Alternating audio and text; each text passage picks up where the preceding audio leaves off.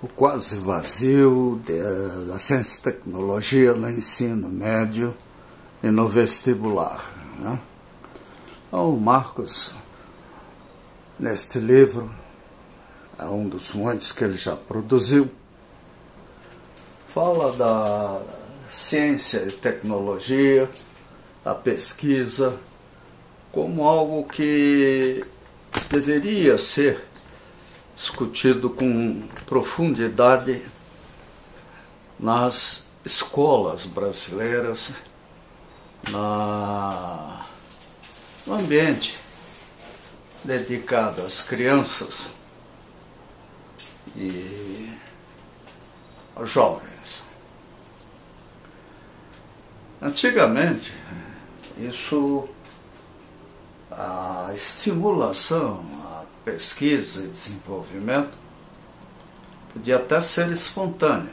Eu sou de Blumenau, lá era uma vila no meio de uma floresta cheia de rios. Meu pai era eletricista, tinha oficina. E tive o Frei Fulgêncio, por exemplo, no Colégio Santo Antônio, que era um professor excepcional. Então, isso e outras oportunidades, como, por exemplo, visitar a Artex, que a nossa turma foi. Na época era o Dr. Carlos Curtis Adrosny. Foi um negócio genial.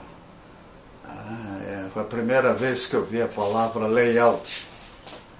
A fábrica era um laboratório. A fábrica produzia, mas criava condições de aprimoramento. E o que fez da Artex uma potência, né, que infelizmente, como empresa familiar, não mereceu depois os seus sucessores. Bem, o Brasil precisa pensar nisso no século XXI. É mais fácil. Não? Os museus, é que nem o Museu do Futuro, no Rio de Janeiro. Hoje em dia, o museu em si, ele pode ter recursos eletrônicos, comunicação, etc., que facilitem, motivem, estimulem o estudante. Ele não precisa de tudo o que a gente vê no museu convencional. O ideal, é óbvio, seria misturar as duas coisas. Eu não canso de falar do Museu Alemão em Munique. Negócio, quem não for estando lá, perderá uma oportunidade genial de entender por que a Alemanha é assim. Não podemos esquecer que a tecnologia foi, no período nazista, estimulada discretamente até, para compensar as restrições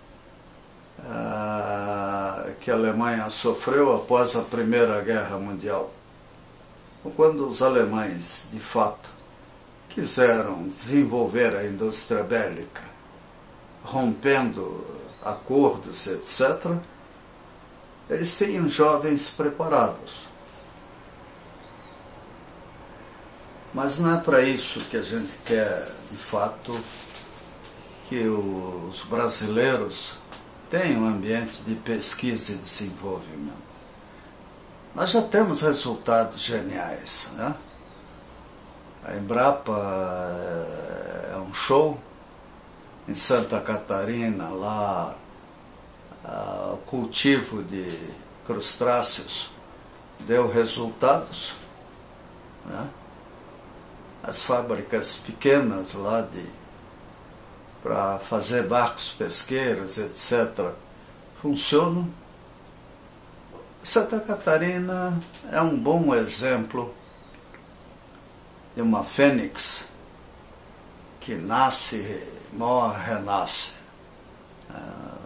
É sempre bom lembrar que a Chapecoense pessoal fala em futebol, mas ela foi possível porque surgiu numa cidade de empreendedores de primeira linha, gente que sabe dirigir qualquer coisa, tem competência para isso. Mas nós temos que educar. E hoje as crianças vivem engaioladas. Nas grandes cidades os espaços são mínimos, o que é muito ruim. Nas escolas de nível maior, os espaços existentes viram estacionamento de automóveis, que é criminoso. É um absurdo, até porque muitas vezes os proprietários dessas escolas receberam financiamentos de pai para filho para fazer as escolas. Infelizmente, a eterna corrupção contamina tudo. Mas, o Marcos, nesse artigo, ele chama atenção para muita coisa, né? E ele é fã dos Cefetes. Né? Isso é ótimo. E está certo. Uma das coisas que mais me incomodou, até como diretor da Copel, acho que foi em Medianeira, visitar uma escola lá, que o pessoal pomposamente e orgulhosamente informou que aquela escola deixaria de ser um Cefet para virar uma universidade. Enquanto o Cefet pode ter milhares de alunos da região, a universidade já cai nos vestibulares e termina por não atender às necessidades locais, o que é muito ruim. E não podemos esquecer que é nessa fase da puberdade, do jovem, que ele vai escolher uma profissão. O que é complicado. É muito fácil, cara. Eu vou ser professor, médico, advogado. São profissões tremendamente intuitivas, com exemplos numerosos do que pode ser um profissional dessa área. Mas na engenharia, ninguém sabe o que é ser engenheiro. Engenheiro não é simplesmente ser um projetista. Um engenheiro, antes de mais nada, é um líder, é uma pessoa que tem que comandar equipes, que tem que comandar fábricas, ou, dependendo da índole dele, se dedicar à manutenção, ensaios ou coisas dessa espécie. Mas como que ele vai entender isso? Se ele for jovem, o ideal é, pegando uma chave de fenda, enquanto a mãe e o pai estão distraídos, desmontar e remontar aparelhos. O duro é que sempre sobra um parafuso, né? E fazer experiências, né? Na loja do meu pai eu ficava brincando lá, inventando coisa. Ou pregando a peça, com aquelas lâmpadas ovo de pato, magnésio, que só funcionava uma vez num clarão. Então era a nossa rotina, quando aparecia alguém novo na loja, entregar uma lâmpada daquela para ele testar. Levava um belo susto. Mas conversando com eletricistas permanentemente, né, e vivendo com meu pai, que era um eletricista,